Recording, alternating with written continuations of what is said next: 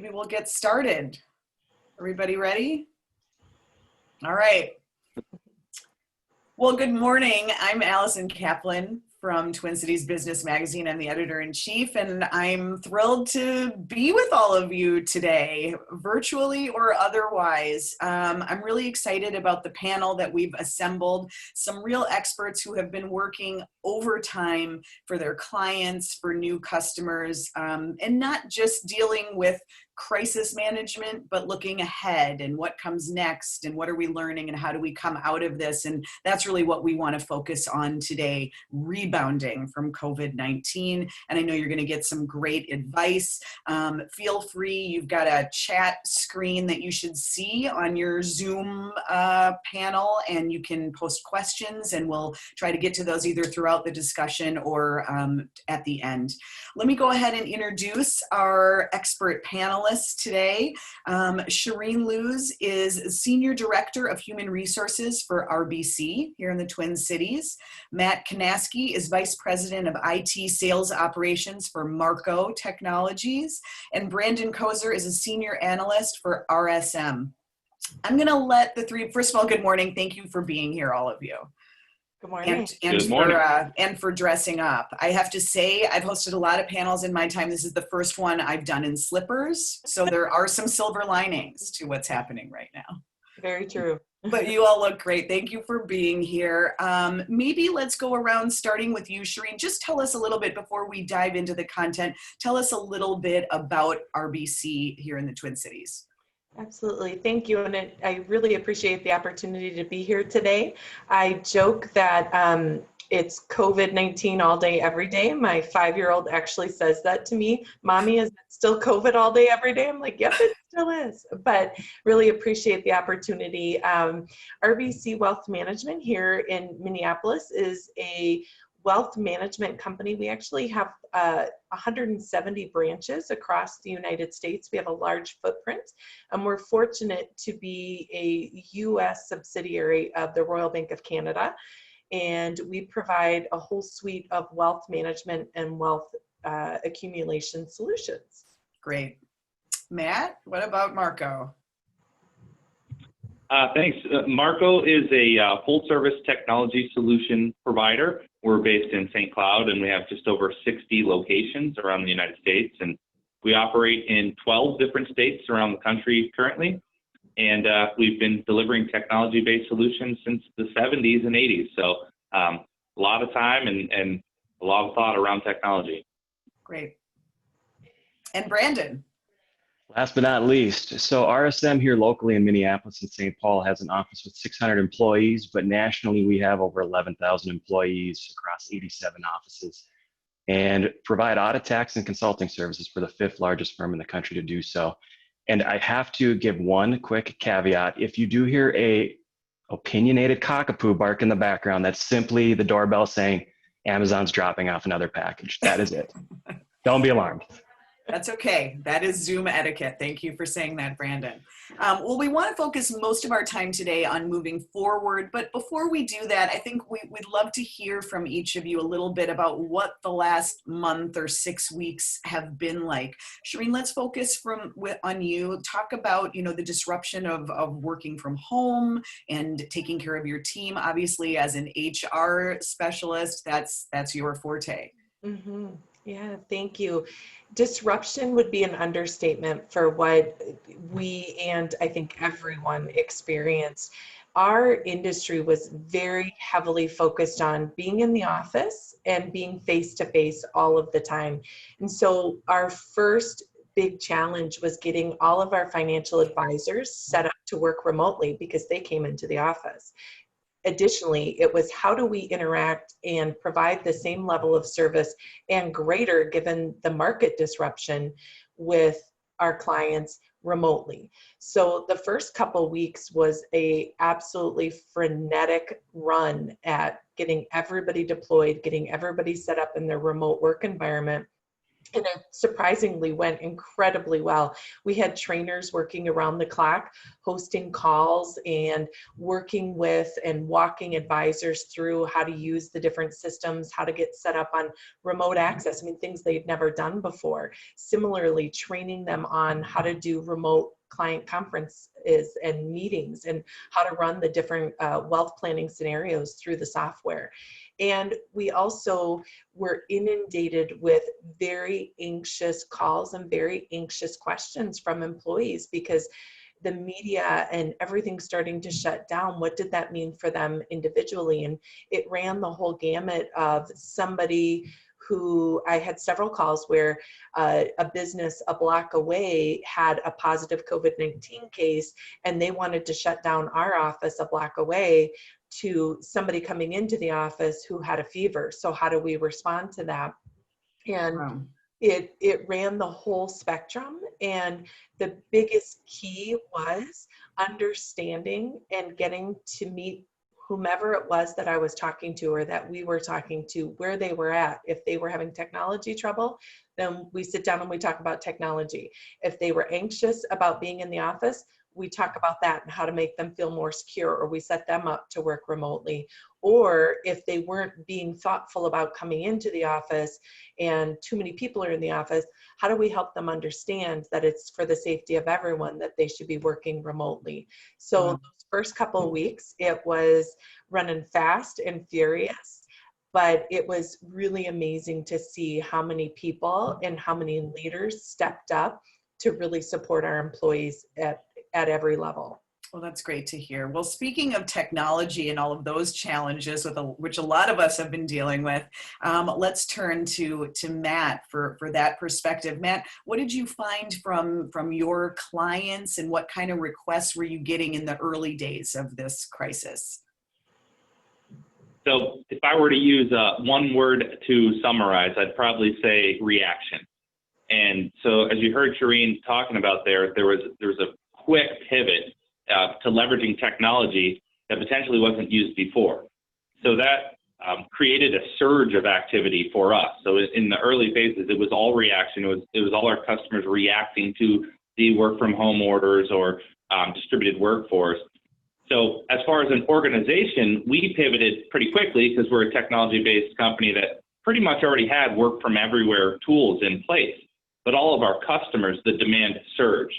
And so we were getting, just constant communication from all of our customers on how can we use what we have? How do we leverage what we have? How do we become remote as fast as possible?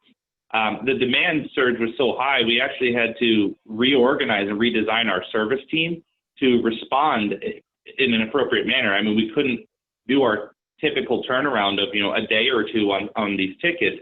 We actually had to reorganize a bunch of service personnel on the front line to quickly respond and start implementing these things in hours from when customers were contacting us. So, things like VPN setup or soft phones or collaboration software, computers, right?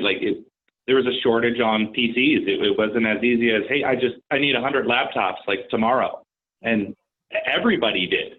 I mean, there actually became a shortage of equipment and supply to even enable users to get there. And what was kind of cool about it from our perspective is it really forced the curve dramatically to start adopting software-based solutions and start leveraging work from anywhere, work from anything. And, we quickly restructured to enable our customers to get there in the beginning phases. Okay. What about you, Brandon? I mean, money, obviously, an enormous concern for businesses, for individuals from all angles. What has it been like for you? Yeah, it's been a very interesting time. Calling this uncertainty would be putting it lightly or nicely, or maybe not quite fairly, I guess you could say. But all of our clients, really, the themes that they've had center around, this my people concern, what happens to my people? There's the technology consideration, but then liquidity and how do I sustain operations? We went from a functioning economy where consumers could move about freely. They could consume products, they could consume services without really any disregard for how that took place. And in a matter of 2 weeks, we saw the economy as a whole really just shut down. And when that happens, a lot of businesses have just this immediate reaction of, well, what happens? I no longer have someone buying my product, or I don't have people buying the same amount of product, or I don't have people consuming my services at all or in the same way. What can I do to make sure that I have the liquidity to last or to operate through in some capacity, however long this downturn or this public health crisis really lasts? And yeah, I think as a lot of the people listening in would say, there probably is no real clear-cut answer for anyone out there, but starting to ask the questions of, where do I go get the liquidity? How can I get the liquidity? What does the liquidity even look like that I have access to? Are all questions that we saw coming in at an incredible feverish pace about 5-6 weeks ago, when things became very apparent that we were entering what now is, I guess, this new state where we can't be sitting in a large room together and we're coming to you electronically. So it has been a challenge nonetheless, whether you're talking from the people side, the technology side, but for sure the operation side has been an absolute mind boggle for business owners and stakeholders out there.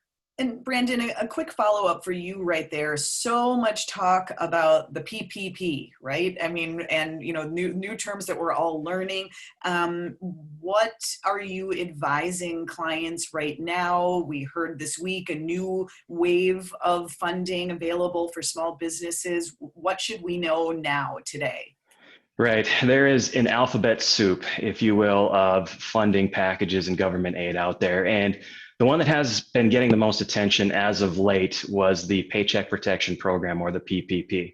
Now, as I'm sure a lot of people were aware, the funding for that, when it was released on April 6th, ran out, all $349 billion of it, within 13 days. But since then, we've seen the Senate pass yesterday an additional $310 billion of aid to be put towards PPP. We're expecting the House to approve that today, and we would expect then the president to sign that into law shortly thereafter. The little bit of uncertainty that we just don't have quite a clear picture on yet is when that actually gets pushed to the SBA to begin funding again through the PPP. But based off of the demand that we're seeing and what we're hearing from at least our constituents and stakeholders, is that they expect it to be relatively soon, because there are a lot of small and medium-sized enterprises out there where that funding is truly a lifeline in this incredible uncertainty. So we would expect, or hopefully anticipate, that at some point next week we can see that funding being released to the SBA. Then small businesses can go ahead and start accessing it. That's great. Shareen, in wealth management, obviously so much of your client work is face-to-face. It's a big change. How have you dealt with that as a company, and how are your clients responding to the fact that you can't meet in person anymore at a time when everybody has so many questions? It has been a challenge. It has been a shift. The first couple of weeks, we had clients that were still trying to come in and still wanted to come into the office. We have many clients where that's a social outing for them. They have really, really close, long-standing relationships with their advisors. So they go to the office and they get their checks and they drop off checks and they do everything in a very manual way. And we have had to help support our advisors and support our clients in transitioning to do that support more remotely. And they have been incredibly creative. There's one of my favorite avenues is we have a team that they will often bring in their clients and have lunch and go over their wealth plans and looking, and do their planning. And since they couldn't do that in person, they sent lunch to their client's house. They did a virtual meeting and walked through the plan. But in addition to that, they walked their clients through how to order groceries online. Their clients were in an at-risk population. They didn't know how to do that. And so they developed a tutorial and walked them through how to order groceries. These relationships are so strong. They know the grandkids, they know the kids, they know the siblings, and it has really helped fortify and help lessen the anxiety for the clients. But that's also meant a lot more volume for our advisors. The clients are understandably concerned. They're watching their portfolios fluctuate. They're watching the market fluctuate. So it's really pushed our advisors to be available and on the phone with their clients or on a WebEx meeting all day, every day. I've heard from a number of them that they've never spent this much time on a call in their lives, which on the phone in their lives, which also brings up another issue that we're trying to help support our employees and address is when your home is your office and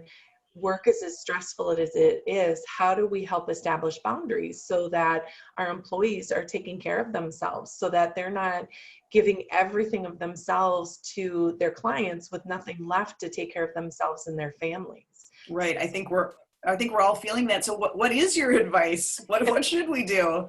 I think the number one thing for us as managers and employers to do, and as colleagues, is to recognize that we're not one-dimensional. I'm not just an HR employee. I'm a mom, I'm a wife, I'm a friend, I'm a sibling, and I'm trying to hold it all together. And I keep hearing in the media and on social media about how people have so much time, catch up on all these Netflix movies, and I keep thinking, where is this time? I've never been busier, both in my personal life and in my professional life.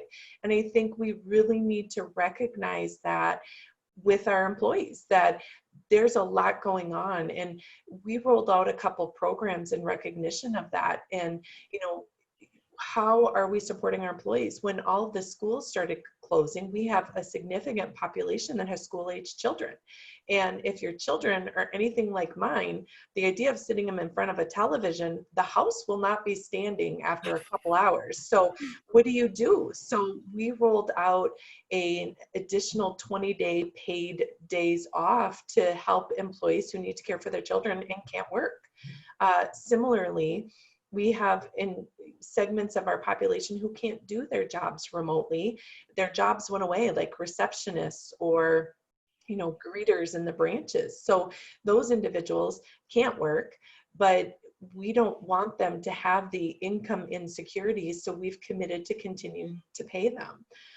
Similarly, we've committed to no layoffs due to COVID-19 in 2020. And that's a huge commitment because there's so much anxiety among the population. And being able to provide that is incredibly helpful. But I recognize not all companies can do that. Not all companies can make that kind of commitment. So it's what can you do on a smaller scale to support employees? I had a conversation with an employee yesterday, and this employee is struggling. They're feeling isolated, they're feeling down. So instead of talking about the to-do list, we stopped and we started talking about the employee. Like, how are you feeling? What are you doing to get out? What are your social interactions? We talked about online games that this employee could play with her family since she's not getting to see her family. So it's really just trying to focus on the human aspects. And I get to do that all of the time. I'm very fortunate that that's my job, but it's so important right now that we're doing that as managers, as leaders, and as colleagues, like reaching out to just check in. Start every meeting with, hey, how are you? And find out what we can do. So maybe it's giving somebody the afternoon off or the day off, or maybe it's as simple as surprising them with a handwritten note. I mean, it doesn't have to be big, grand, expensive gestures, but to just let somebody know you care. Right. Puts whole new meaning on human resources. Yes. Thanks, Shareen.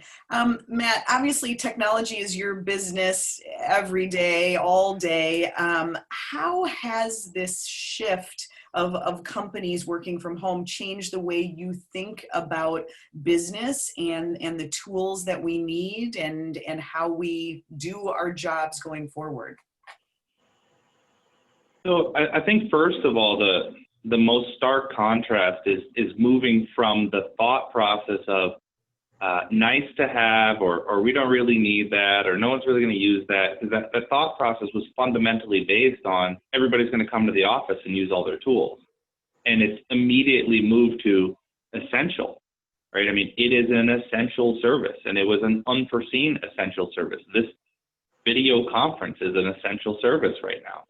And it moved from a couple people have video conferencing and they use it sometime to, like Shareen was saying, all day, every day, all the time, mission critical applications.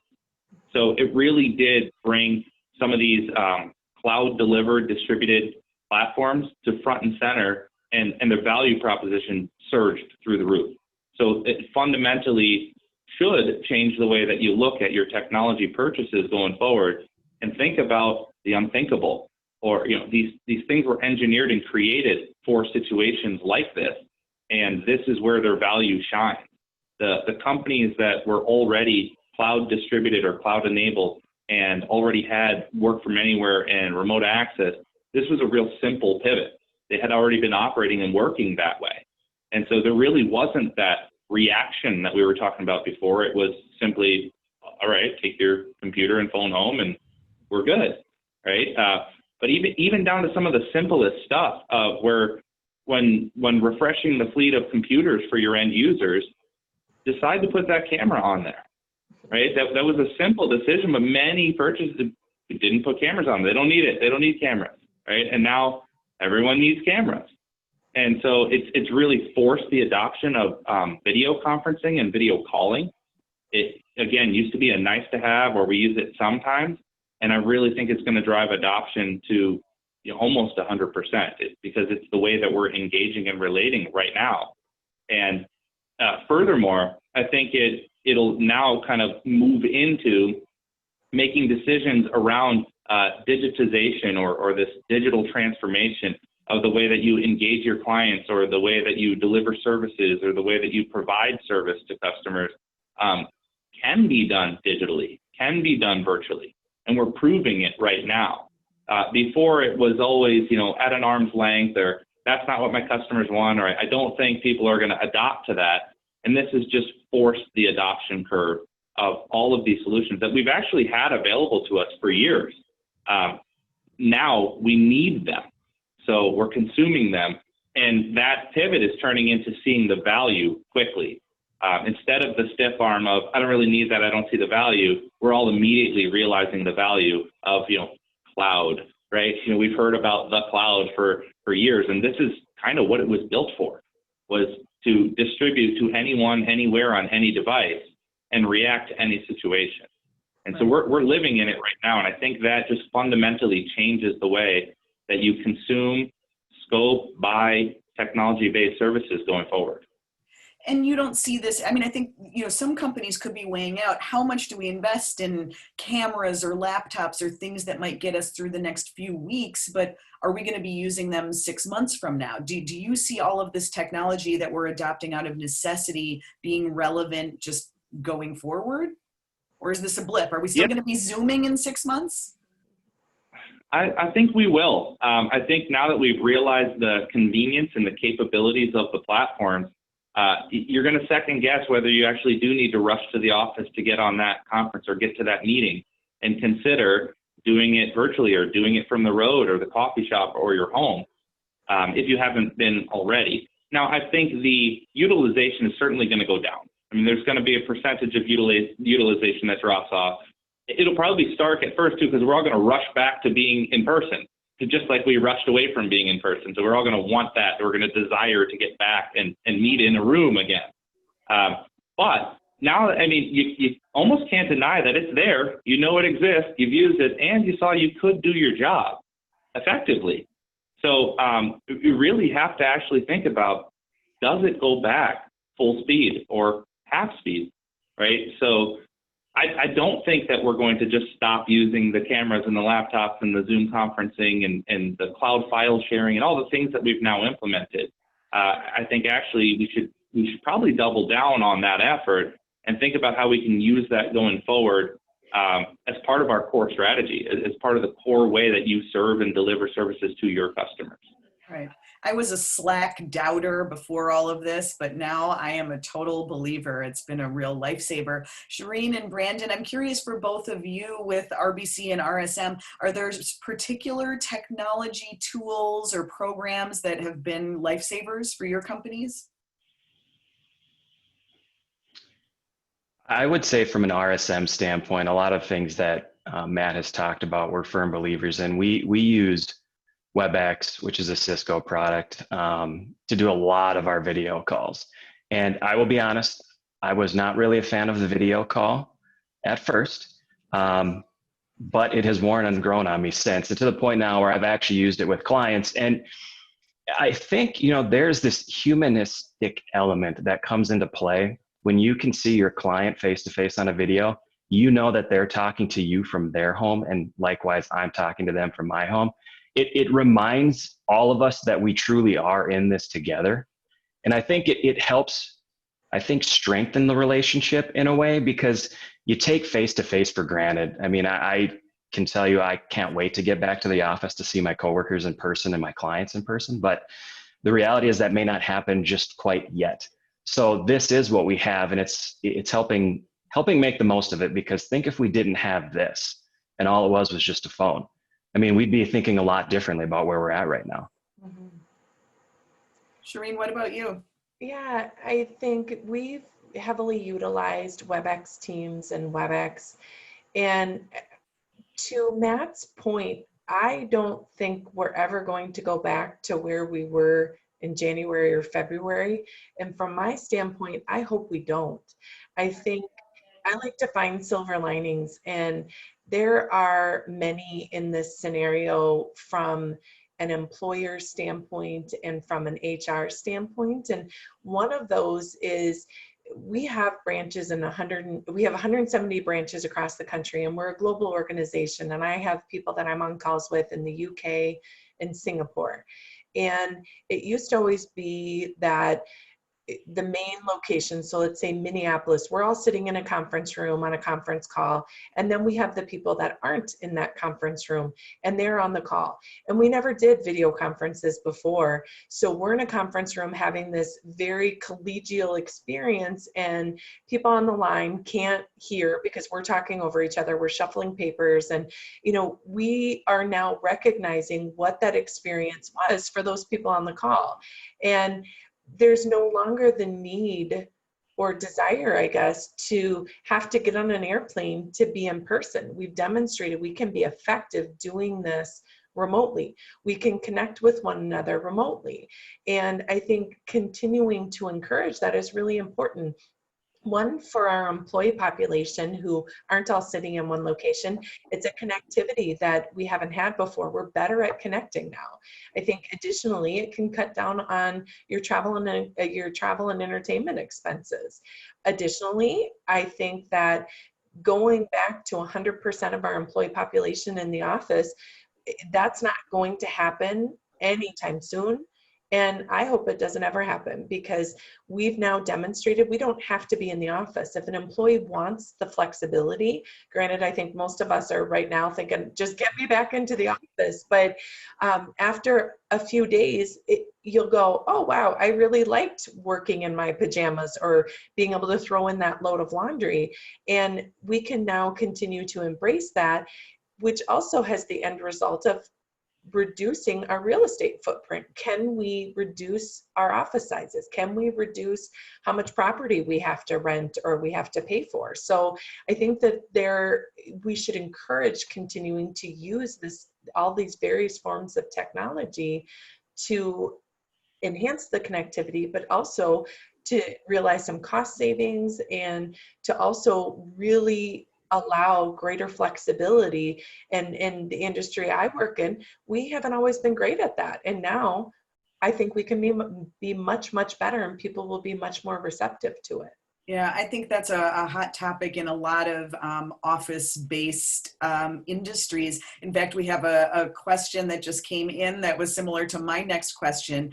For all of you, can you talk a little bit? Claire wants to know, and I encourage everyone, if you have a question, feel free to type it right now in our chat box and we'll get to it. But Claire wants to know, can each of you shed some light on your company's return to work plans? What things are you considering when making these decisions? What does the summer look like and fall, and what expectations are you setting right now for employees? Yeah, we are moving into, the first phase was crisis management, and now we're moving into almost full-time return to work strategy development. And for us, and I think probably a lot of people on the call, we were designated an essential industry. So we do have some employees that are still coming into the office. And what I keep advising is, first and foremost, we will follow the CDC guidance and recommendations. That is our governing body from our standpoint at RBC. So unless and until they say it's time to go back to work, we're staying the course where we're at, with a very limited number of employees coming into the office. I'm very passionate about that because, one, we can provide greater social distancing, because it's not just about the physical desks. We can do every third desk, which is what we're looking at, or every third office, in, bringing people back in waves and designating people in certain waves so that you allow for maximum distancing. But what is layered upon that is, how are people getting to work? If it's mass transit, we need to be really thoughtful about how that employee population gets to work. Right now, we're paying an additional premium, a special compensation for people coming into the office, because we want them to feel safe coming into the office. We want them to be able to pay for parking. We want them to be able to drive their own car versus getting on mass transit. So it's taking that into consideration. It's also, what about the break rooms? What about the restrooms? What about, lunches? So we're really working to factor all of that in, because we can't just shut that down and bring people back into the office. So we've stepped up our cleaning schedules already, but we'll have to continue to maintain that. But I've been saying, I don't expect or anticipate that we will be bringing any more people into the office until at least June or July. And then again, we'll continue to phase it in. But we have to solve for the common areas. How do we reduce the number of people in elevators? We've looked at, can we program the elevators instead of stopping at, because we're in a high rise, instead of stopping at every floor, you hit your floor, you have a maximum number of people in the elevator, and it goes right to that floor instead of stopping. So how can we minimize that? Same with stairwells. So we're really looking into, can we provide water individually versus, the water cooler in the break room, to minimize that. So we're really looking at all aspects of it, but we're phasing it in, and, we're looking at what percentage of the population we would bring back. I don't anticipate it would be more than 20 to 25% at any one time. We'd have social distancing required, face masks, and frequent hand washing. Matt and Brandon, I know HR is not your specialty, but could you just touch briefly on your companies and conversations that you've had at Marco or at RSM about your return or plans? Sure. Yeah. That was a pretty comprehensive overview there from Shareen, and it's very similar to the guidelines we're taking there with our HR team. But one of the things that we have to think about, or that's really top of mind for us, is servicing clients.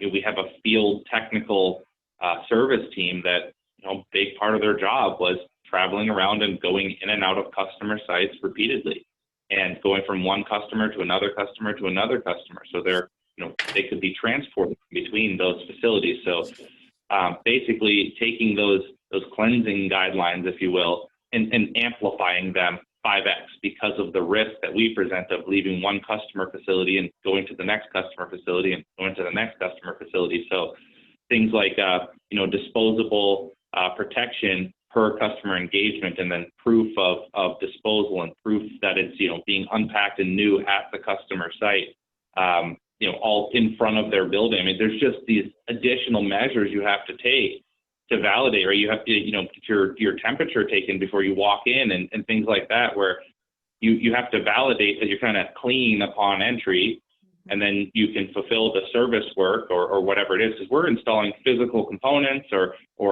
touching everybody's desk or different machines in the building, and then basically cleansing yourself and leaving, and then repeating that over and over. So the time to service amplifies, 3x, right? It takes us 3 times as long to do what we were doing there. So, that's certainly something that's top of mind for us and a consideration that we're actively doing right now. I just want to clarify, we are still serving clients now in that manner, and that's actively going on.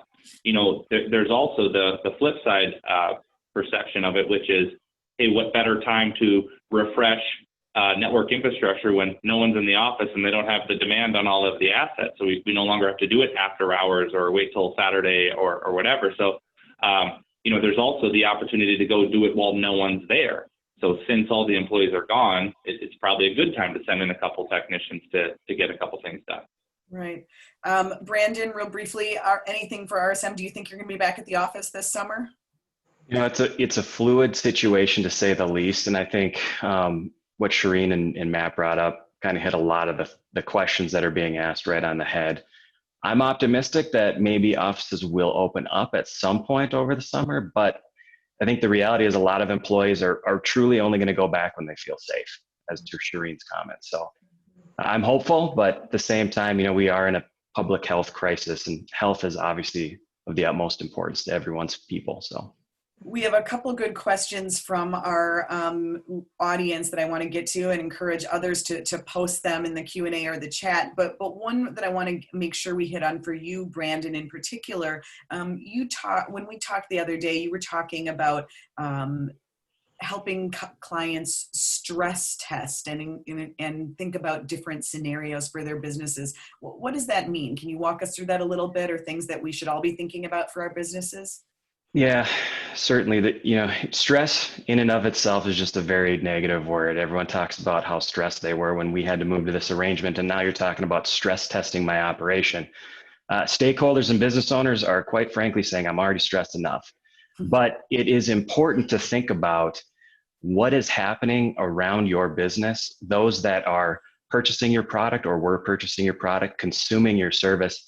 What does it look like when they begin to return? How quickly do they return?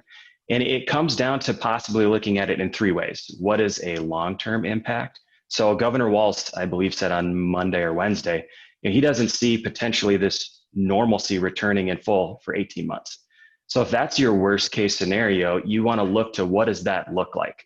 What kind of runway do we have for liquidity to be able to handle a slowing to eventually maybe a nominal growth or pickup in business operations? Conversely, maybe things get really, really better in a very short term, and we are all doing the things we love by the 4th of July. What does that look like? Have you thought about how your supply chains are currently structured to be able to get you your product or the items that you need to manufacture your product in a period of time to be able to ramp up what could be very strong demand? And then what does it look like in the middle? Those are kind of the 3 ways that we're encouraging our clients and just basically the market as a whole to really start thinking about what happens, when it happens, and how do we just kind of weather this. If you're not thinking along those lines, it could be tough when things do return to some sort of normal to really pick back up and be able to get back to that point of viability where you're a strong operational company. Right. Question from Steve. Thanks for the good question. Steve wants to know, regarding clients and the fact that things won't go back to how they were, what industries and businesses are all of you the most concerned about in terms of long-term viability? Shareen, you want to start? And then we'll go Matt and Brandon if you have any thoughts. I'm most worried about the restaurant and entertainment industries. I don't know that even as some states are lessening restrictions, it still really comes down to individual comfort level. And I think that it's going to be a long time before a lot of our population are going to feel comfortable going into a restaurant and sitting shoulder to shoulder with a bunch of strangers who, particularly after we have all sacrificed and given up, so much in this last, 6 weeks and how many months it will ultimately be, and to take that risk. So I think that that's a huge emotional hurdle that we need to overcome. And when we're talking to our clients about it, it's, you know, how do we step up the operations to account for that? So, you know, whether it is the to-go or the online, like how can we help support them through that? Because even when this starts to lessen, the restrictions, it's not going to be, and I said it before, it's not going to be January or February again. And I keep telling employees, like, you want to get back to the office, you want to get back to normal, but what you are going to come back to is not the office you left in January and February. It's going to be very, very different. Right. Right. Matt, any thoughts from you on industries of particular concern or vulnerability? Yeah, the one what I think about is large scale event planning or conferences, sporting events, you know, entertainment, concerts, things like that. You know, and this is just me kind of wondering out loud, what does that look like? And are we all going to be so eager and excited to get 20,000 people in the same area right on top of each other? And you know, obviously those have all been postponed, delayed, canceled, you know, whatever has happened so far. And I wonder if we're ever going to go back to that, or if we're going to consider different distribution methods, which may even lessen the importance of those large scale gatherings. Brandon, what about you? This has to be something you think a lot about in terms of money management.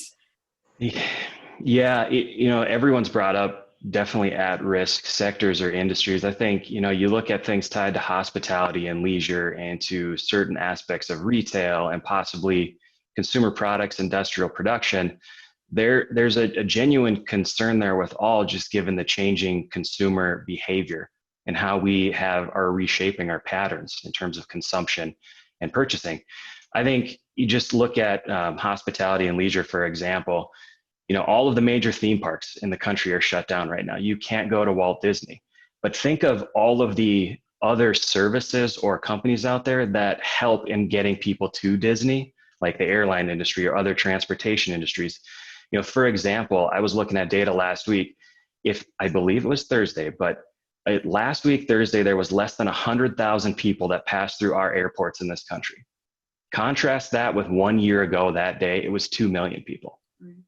And when you take that many people out of the economy, there's going to be a hit to, unfortunately, just some sectors. So, you know, there's exposure, and whether you think you are have major exposure or some possible exposure, everyone in some way, shape, or form does have some exposure to what's happening right now. Right. Matt, we have a question about phishing with a PH being on the rise, and any tools that Marco offers to protect people from that, and what are you seeing? Okay, so this is a great topic. Okay, so phishing is when someone is maliciously trying to get access or install malware on your end user's device via a fake email or a fake link, okay? So remember earlier we talked about reaction. So it was first just react and get all the tools spun up and get all the connections spun up and give them access to everything and make sure everybody can work. Well, before that reaction, in our industry, all the focus was on security. It was all about securing your end users, your network infrastructure, your proprietary information, your line of business applications. And admittedly, this has taken the eye off the ball for a lot of businesses, okay? And so I urge everyone on this webinar to refocus now that we've enabled the remote work and the remote access and all the tools. We need to refocus on security because the hackers are taking advantage of the doors being wide open. And they know it, and they watch these trends. And so I'm sure you've seen some content or collateral around it on even Zoom meetings themselves, right? But, you know, like phishing attacks are up quadruple digits from what they were 2 months ago, right? It's very easy for someone to send you a fake Zoom meeting that you click the link, which then turns into malware on your computer, which now has remote access to whatever asset your company has. So we're urging people now to focus in on hardening those or strengthening that remote access with encryption, or cloud access security brokering type softwares, enable multi-factor or dual-factor authentication, highly important to validate who you are, where you're coming from, because all the analytics and all the trending data that we had in our artificial intelligence and analytics platforms, it's all changed, it's all scattered. And because all the users are now distributed. So we used to know where the traffic came from, and now the traffic has distributed all over the internet everywhere. It's become a big blur. And because of that, there's people that want to take advantage of that weak spot, right? And take advantage of your company and your assets because of that weak spot. So we're urging everyone now that we've stabilized on remote access, we're not done. We actually have to refocus in on security and make sure you're securing all your assets. Again, to your point, do we keep going from here? Well, yeah, I mean, if we stay this way, we still need that security. This is still a risk. You know, viruses, malware, crypto locker, all these things still exist. And it just became easier, actually a little bit easier for them to get that to your end users. Right. So we really need to focus back in on that. Right. That's, I think, probably why our friends from RSM and RBC aren't doing a lot of Zoom meetings, except for with us. They're using more secure platforms. But it works well for this kind of gathering. Matt, real quickly, you had some really good ideas about kind of that next wave of technology. We've got up and running. We have what we need for now. But you start thinking about all kinds of things, like you were saying, even like electronic signature software. What are just a couple quick things that you'd recommend that companies think about investing in? Yeah, we're looking at a digital revolution right now. And again, we're being forced into a digital revolution. So what that does is it's going to break legacy processes. It's going to break legacy workflows that you may have had that may have been inclusive of physical contact or someone transporting a document to someone else or wetting signatures, right? I don't know, for the group, if you've gotten a document that you need to sign right now, you had to actually pause and go, wait a minute, how do I sign that? And how do I get it back to you? And then it just, like, the technology snowball starts flying. Well, I guess I need a printer. I guess I need a scanner, or, and I don't have one of those at home, right? Or you may or may not. I don't know. But, some things to look at are workflow optimization softwares. So basically taking your legacy processes that you had and moving them to a digital process that can actually traverse the internet or traverse, data networks to go through the steps of the process. So, I would initiate and then hand off to Brandon, then Brandon does his part, and then hands off to Shareen, and then Shareen hands it back, and then it's completed and we all have access to it. So, it's the digitization of our processes, and that can be done with workflow software. E-signature is another great example that's readily available and generally accepted in most industries and most businesses. So, moving past needing to print and scan it, because sometimes we just can't. It's starting to exemplify the efficiencies of those softwares as well. And, to our previous point, once you start doing e-sign, you're highly unlikely to go back to not using e-sign, right? It's just too easy. And so the same thing's going to happen with workflow automation process, or workflow softwares. Once you get there and you say, it's like you mentioned Slack, right? Maybe you didn't use IM, document sharing, whiteboarding, interaction on the same document before. Now you did, you actually like it, and you're probably not going to stop doing that because you've now realized the efficiency and effectiveness of collaborating on a Word document with 5 people at the same time. And we'll all go, hey, remember when we used to email a document back and forth and have 17 versions of it, and then the file name would get so long we'd forget which one we're working on? We've just eliminated that stuff. And that's what's happening through this digital revolution. Right. Thanks, Matt. Brandon, maybe we'll start with you on this one, but you can all weigh in. Chris asks the question, what are you all experiencing in terms of productivity of your staff? We talked about how busy all of you are at the management level, but let's be honest, it becomes a little more challenging to manage people, in the field or those who are working remotely now. What are you experiencing? Brandon, do you want to start this time? Sure. I think the challenge we had right away is you got everyone changing how they're working, or at least where they're working from. Rather than an office or a client, it went to home. But I think after we kind of got through that first week, a lot of our staff embraced it because it gave them this flexibility that they liked. Although there's not much they could do with it, they really stepped up, and we saw people kind of take this situation and try to make, lemonade when they were handed a lemon. So I think productivity, I think it has increased. I think people are becoming a little more efficient in how they do things. And now that we've figured out how to communicate in this setting, either via calls or a WebEx or a Zoom meeting, I think people have really embraced it, and they're starting to really kind of work with it and roll with it. That's great. Shareen, anything to add to that? Yeah, I think looking at productivity differently. So instead of focusing on what are the hours the employee is working, what is the employee doing during what would have been the standard core hours, instead of focusing on that, it's focusing on the output. What are the measurable things that you can look at? Because employees may benefit and be more efficient if instead of, saying you need to work from 8 to 4, you say, you know what, you figure out how to get your work done in a time frame that works for you, and just measure the output. I, talked to a manager the other day, and they were agitated because they found out that one of their employees went out for a walk at like 9 in the morning. And my question to the manager was, did the work get done? And the manager said, yes, but they were out for a walk. And I said, okay, that's great. But does it matter if the end result is what you need it to be? And you have to get creative with how do you measure productivity. So it's easiest when you have like that widget that you're measuring. They used to make 25 widgets in the office, and now they make 20. But how do you do it when it's not quite that tangible? And I think it's getting creative and understanding that employees are going to be more effective and more efficient if you give them the flexibility to work with a schedule and a cadence that works for them. And instead of focusing on the hours and focusing on what they're doing in those hours, focus on the output.